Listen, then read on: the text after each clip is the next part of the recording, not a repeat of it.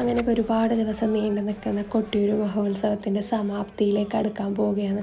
ഇന്ന് അവിടെ ഒരു വളരെ പ്രധാനപ്പെട്ട ഒരു ചടങ്ങ് നടക്കുന്ന ദിവസമാണ്. ഒരുപക്ഷെ വേറെ ഒരു അമ്പലത്തിലും കാണാത്തൊരു ചടങ്ങാണിത്.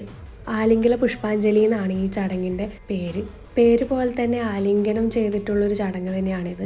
സതീദേവിയുടെ വേർപാടിന് ശേഷം കുപിതനായ മഹാദേവനെ തണുപ്പിക്കാൻ വേണ്ടിയിട്ട്, അതായത് ശാന്തനാക്കാൻ വേണ്ടിയിട്ട് മഹാവിഷ്ണു തന്നെ നേരിട്ട് അവതാരം എടുത്തു വന്നു എന്നാണ് പറയുന്നത്. അഗ്നിയെ നഷ്ടപ്പെട്ടതിൻ്റെ സങ്കടത്തിൽ നിൽക്കുന്ന മഹാദേവനെ ആലിംഗനം ചെയ്ത് ശാന്തനാക്കുന്ന ഒരു കടമയായിരുന്നു അപ്പോൾ മഹാവിഷ്ണുവിന്. രോഹിണി ആരാധനയിലാണ് ഇത് നടക്കുന്നത്. ഈ വർഷം ജൂൺ 24 ഇന്നാണ് ഈ ആരാധന നടക്കുന്നത്. ഈ ചടങ്ങ് നടത്തുന്നത് കുറുവാത്തൂർ നമ്പൂതിരിപ്പാടാണ്. ഈ സമയത്ത് അദ്ദേഹത്തെ മഹാവിഷ്ണു ആയിട്ടാണ് കണക്കാക്കുന്നത്.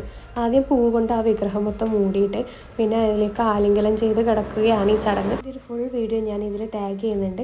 കാണേണ്ടവരൊന്ന് പോയി കാണുക കേട്ടോ.